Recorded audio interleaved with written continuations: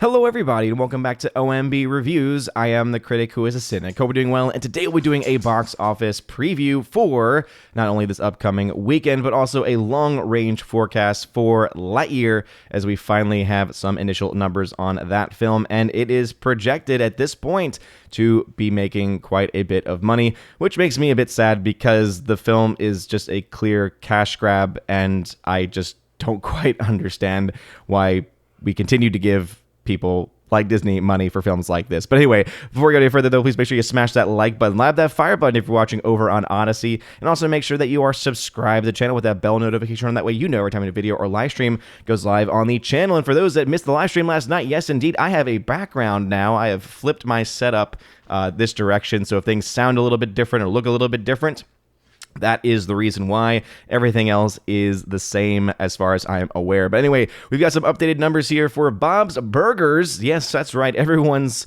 most anticipated film of the summer, the Bob's Burgers movie, which it's not looking good. This is also a Disney release similar to Lightyear, but it is projected to make 15% less than what was initially being reported. Expected to have an opening weekend of $6 to $10 million with a long-range domestic of around $14 to $26 million.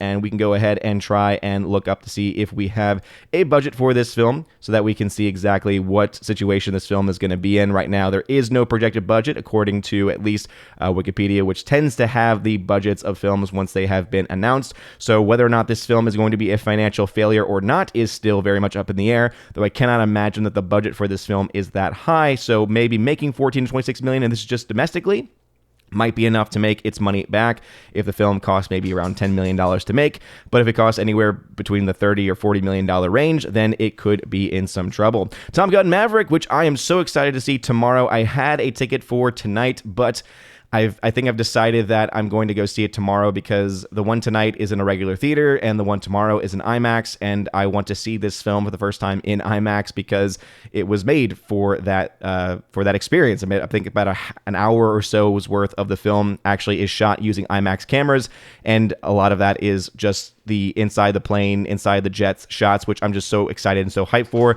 I already talked with my friend John Flickinger, and he said that I'm going to love it. So I'm incredibly happy just to hear that. This film is already projected to make a little bit more than was initially being estimated. So this film's range for the opening weekend is somewhere between $98 and $125 million. So this film will easily take the number one spot as Doctor Strange will continue to drop off. The long-range domestic forecast also went up 3%, with its total domestic range being somewhere between $280 and $395 million. So this film probably will make somewhere around $300 to $350 million domestically. I imagine that the film will probably make something similar in the international market. So I think we're looking at a film probably getting somewhere between $700 and $850 million worldwide. Some people have been, wondering, saying, hey, well, you had a lot of confidence that films like Doctor Strange would make $1 billion. Do you think Top Gun Maverick will be in the same category? And just based on the early estimates, I just don't think that is likely. However, the film is going to still make a pretty decent amount of money. As a film like this, though, the budget for the film is going to be high.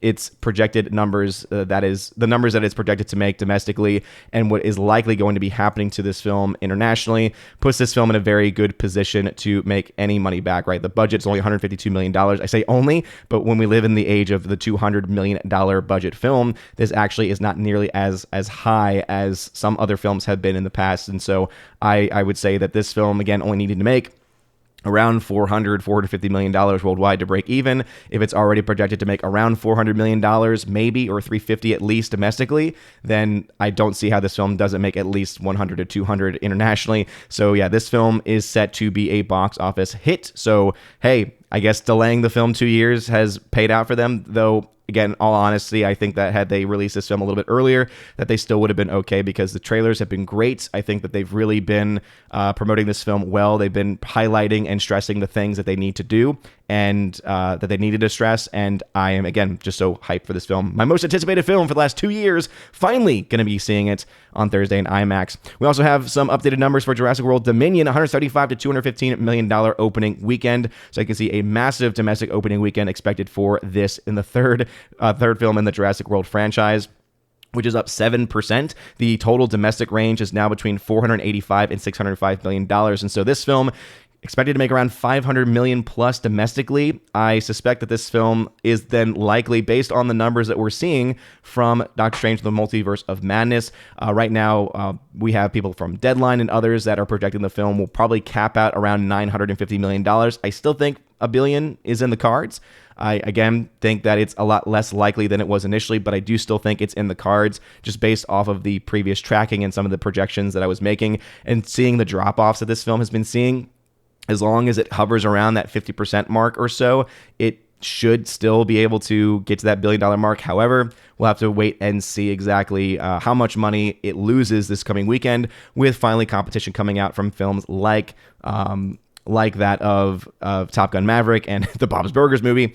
But for Jurassic World Dominion, because its domestic number is projected to be so high, you look at the $346 million domestic total right now for Doctor Strange and the Multiverse of Madness. This film is expected to make a lot more than where this film currently stands, because I doubt that Doctor Strange is going to get close to the numbers that are being projected here, the 500 million or so on average in the projection. So I think Jurassic World Dominion is probably the next likely film to have a chance at hitting $1 billion, especially since this film did get greenlit to be released in several countries. So this film is going to be able to make money in markets that other films have not. So this film, directed by Colin Trevorrow, obviously he has already come out to apologize for previous films, and so I think that this is definitely going to have an impact. Cost of the film was around $165 million, already just based off of the domestic numbers. It's going to easily make its money back and is going to be profitable to boot. Does that mean the film's going to be good? Again, hard to say really at this point in time. Based off the previous films, I just personally am not that big of a fan of it. They are obviously relying on member berries by bringing Laura Dern back, Jeff Goldblum, and also, of course, Sam Neill back. So we'll see if that's going to be able to entice enough people to actually go and see it. But obviously things are looking pretty good for this film as far as the long-range forecasting for the actual film. And then we have, of course, the new numbers for Lightyear, which is now a little less than a month away. $90 to $120 million opening weekend is what's being projected domestically, with its total domestic being around $300 to $415 million. And so this film is also projected to be a box office success. So obviously Disney is going to be pretty happy to hear these numbers, especially with an IP that they clearly are just ramming into the ground. Just everything about these trailers just comes across as, yeah, this may have been a cool thing and cool idea maybe 10 years ago, but at this point it's like, all right, you obviously know that the Toy Story franchise is starting to kind of, slow down a bit, and so now you want to try a brand new one. I wouldn't be surprised if they try to turn this into its own series, into its own franchise. We don't have a budget yet for this film, but knowing Disney, they probably spent north of $150 million on this film. So again, things are looking pretty good for it to make its money back. However, I personally would love to see this film flop, because it's just, again, the entire embodiment of what is wrong with modern day Hollywood, not just Disney, but modern day Hollywood, of when they're out of ideas, when they have nothing left to go with, when they have no new concepts to bring about.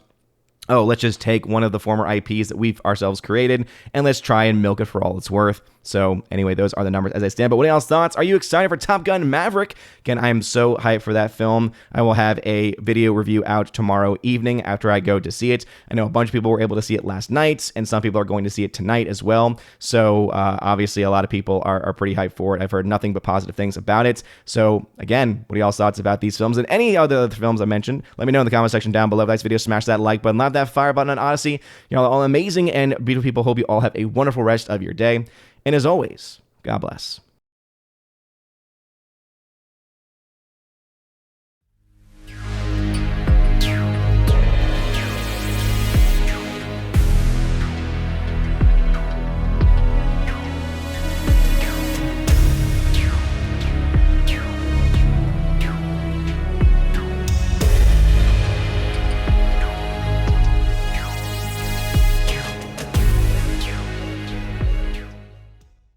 Before going any further, I wanted to give a very, very huge special shout out to one of my Valkyries, one of my longtime supporters, Tina B, the Empress of the Universe. Thank you so much for being a supporter and for being a mod on this channel. And now for a huge special shout out to all of my members who are at the Keeper of the Bifrost level and above on Patreon, Subscribestar, and Locals. So first on Patreon, Brandon, let's go Brandon, Christopher Bowman, Garrett Searles, Hymir Irie Hymason, Jacob from Holland, Jacob Juice, who you can check out on his Letterboxd. Jacob Juice is how you can find it. Jeffrey Toon, Joey Horn, Jonathan Carney, Laura, The Modern Major General, Story, Mad Mike Jackson, special shout out for him in a second. Mad Mitch Dunaway, Orange Hat Reviews, you can check out his channel, Orange Hat Reviews. Rosetta Allen, you can check out her channel as well. Stan Andrian,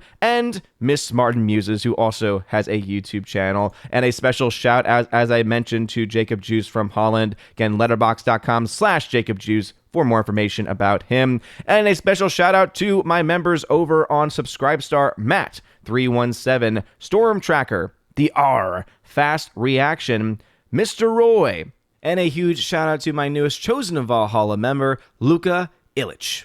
J-Rod, the Beer Guru, and ZK-Man. Thank y'all very much for supporting on Subscribestar. And to two of the members who are supporting me over on Locals, who asked for special shout-outs. First off, Minnesota hockey fan. Let's go. Let's get a hockey player. And UAB, Mad Dog, Mike Jackson for the win. Thank you very much for supporting me, and also Robert Barnes on Locals as well. Anyway, if you want a special shout-out, and Brett D90 for that matter, if you want a special shout-out at the end of every single video, please check out that top link at the very top of the video description. It'll give you more information about the different tiers and what you get every single month. Thank you guys for your love, for your patience, for this month's shout-out video as well. Have a wonderful rest of your day, and as always, God bless.